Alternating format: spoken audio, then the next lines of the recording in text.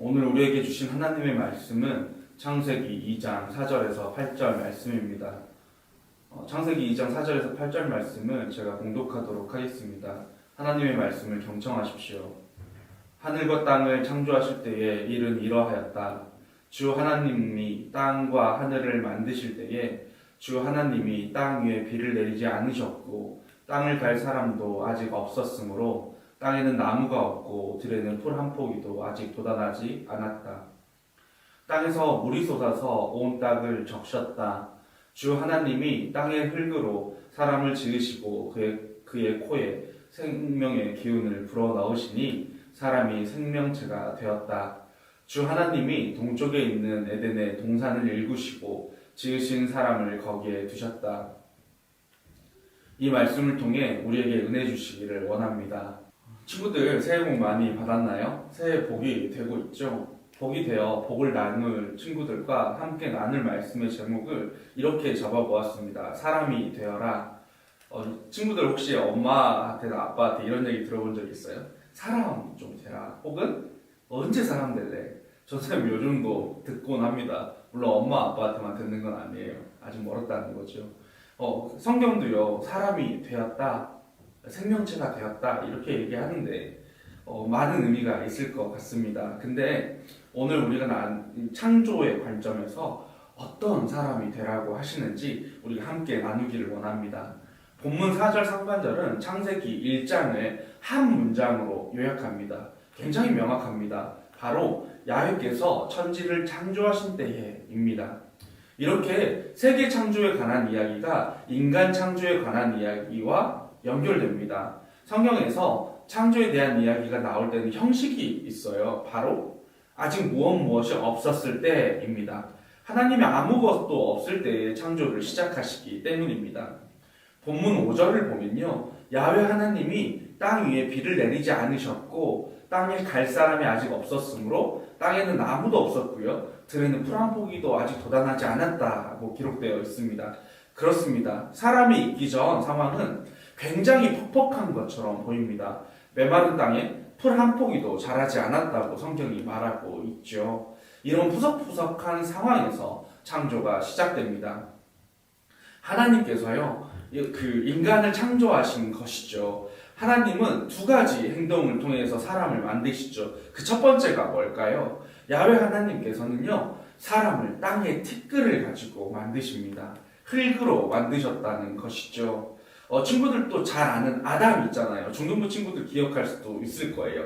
이 티끌의 원어가 이 아담하고 아주 비슷하죠. 아마다입니다. 우리는 이게 그냥 그런가 보다, 사람이 흙으로 티끌로 만들어졌구나 이렇게 넘어갈 수 있는데요, 조금만 더 생각해 볼까요? 인간 존재 근거가 그 양식이 하나님께 비롯됐고 인간의 몸을 구성하는 모든 요소가 이 세상에 속해 있다고 생각을 했다는 거예요. 고대 중동 사람들은요. 고대인들이 이렇게 생각을 했다고 합니다. 이걸 굉장히 잘 나타낸 거죠. 또 무슨 의미가 있을까요? 인간이 티끌로 만들어졌다는 사실은 언젠가 다시 우리가 티끌로 돌아갈 것이라는 사실을 암시하기도 합니다. 하나님께서 두 번째 행동을 하십니다. 무슨 행동일까요? 하나님께서 인간에게 생명의 숨을, 기운을 불어 넣으셨다는 겁니다. 생명의 숨이 들어갔다는 것이 혼이 인간 몸으로 들어갔다는 말일까요? 아닐 겁니다. 도리어 인간이 살아있는 곧 살아있는 존재가 됐다는 뜻이죠. 그냥 오해할 수 있는데요. 저 간단하게 설명을 해볼게요. 성경은 인간이 몸과 혼 혹은 몸과 영과 혼으로 만들어졌다고 말하지 않습니다. 하나님께서 창조하신 인간은요, 총체성을 가진 거예요. 그러니까 몇 개가 조합돼서 이렇게 만들어진 조립식 레고 같은 게 아니라는 거죠. 육체적이고요, 물체적인 것이 영적이고 관념적인 것보다 더 하등하거나 질라진 것이나 이렇지 않다는 겁니다. 모든 것에는 똑같이 관심을 가지는 하나님이시잖아요. 모든 것에 이것을 기억해야 한다는 것이죠. 이제 8절 이하를 볼까요?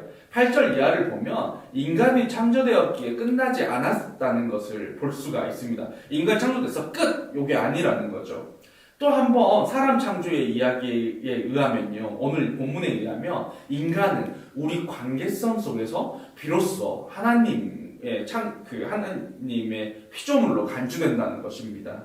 인간 창조에서 빠뜨릴 수 없는 것이 그 주변 환경, 뭐예요? 동산. 오늘 우리 본 성경에서 번역본에서 보면 동산, 그의 양식, 밑으로 내려서 본문 아래 앞뒤를 보면 나오죠. 그의 양식, 동산의 과일을 먹었다고 하잖아요. 그리고 그의 일이나 그의 공동체 등과 그 무엇보다 우리 그 인간을 창조하신 야훼 하나님과의 관계가 중요하다.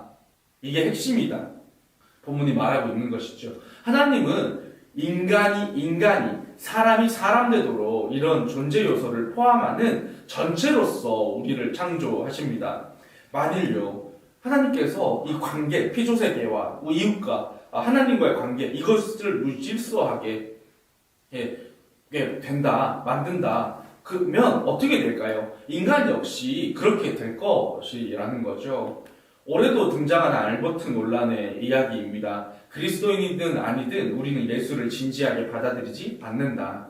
이제라도 우리가 예수를 진지하게 받아들인다면 우리는 하나님이 또한 주변 환경, 그리고 생명, 존속, 일, 공동체 등에 관심을 가지고 하나님께서 이것들에 관심을 가지고 있다는 사실을 인정하지 않을 수가 없습니다. 여러분, 낙원이라고 생각을 하면, 에덴이라고 생각을 하면 어떤 느낌이 드시나요? 우리가 가지고 있는 낙원에 대한 이미지 있잖아요. 이건 대부분요, 토마스 모어가 유토피아에서 만든 이상향을 생각을 하곤 합니다. 여러분이 생각하는 낙원은 어때요? 학교도 없고 학원도 없는 곳인가요? 어떤 낙원이든요, 이 낙원에 대한 생각은 성경에서 비롯되진 않았을 겁니다. 이 성경 이야기에서, 이 창조 이야기에서 비롯되는 낙원은 어떨까요? 하나님께서 자신이 창조하신 인간을 동산에 주시고 낙원에 두시고 그로 하여금 어떻게 하라고 하시죠? 그것을 경작하고 지키게 하셨습니다. 동산은요, 우리가 살아갈 세상은 경작과 파수를 필요로 하는 땅이라는 거예요. 그러나 우리는 돌봄과 살림이라는 창조 목적을 잊어버리고 삽니다. 왜요? 우리의 편의와 편리를 위해서 자연을 착취하는 거죠. 중등부는요, 작년에 12주 3달 정도를 함께 살펴보았어요. 창조 세계가 이렇고 우리가 왜 생태 안에서, 생명들 안에서, 자연 안에서 하나님을 발견할 수 있고 우리를 발견할 수 있는지요. 땅을요, 물을요, 공기 등을 우리가 얼만큼 무자비하게 파괴하고 착취했는지도 볼 수 있었습니다. 우리는 코로나로 인해서 피조세계와 피조된 존재인 인간 사이의 관계에 대해서 진지하게 고민하게 됐죠. 작년 한 해를 이렇게 고민하며 보냈을 겁니다.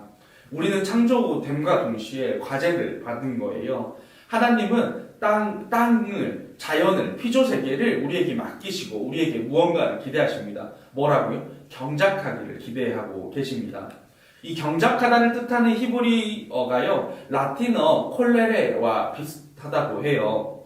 이는 그 인간의 모든 노동을 표현합니다. 여기서 인간의 모든 모든 노력이 뭐예요?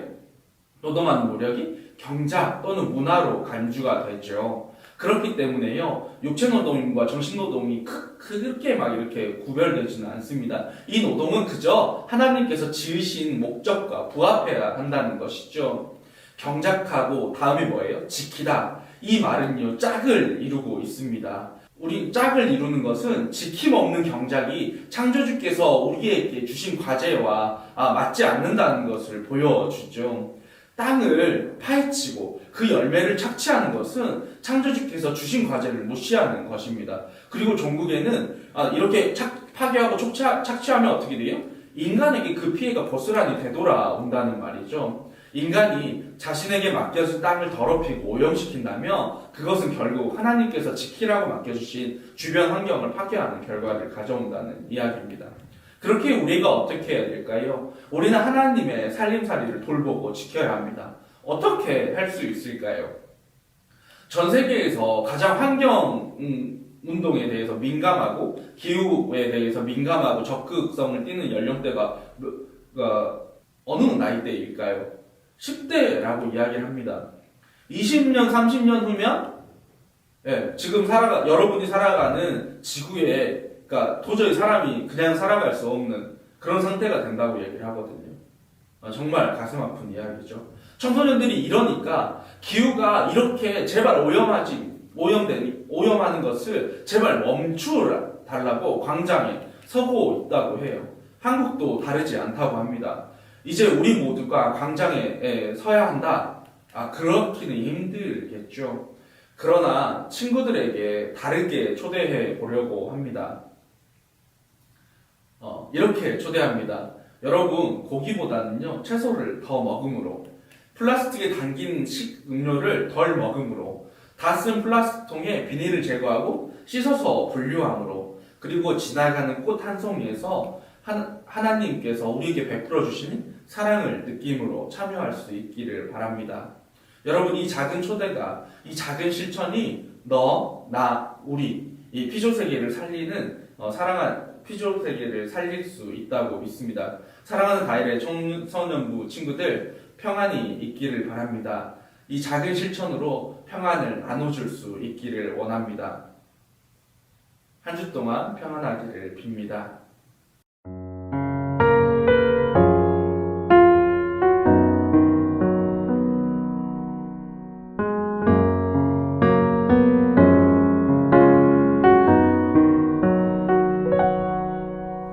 세상 사람들과 구별되는 삶, 때론 인내하며 때론 참아내며, 어떤 이의 눈에는 미련해 보이는 그 길을 걸어가리.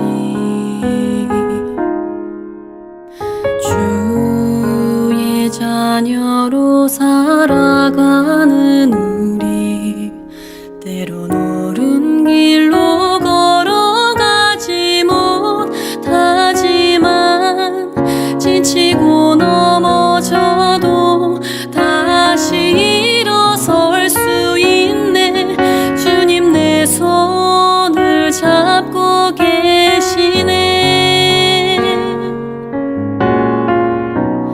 때에 따라 가장 좋은 것으로 나의 삶을 채워주시고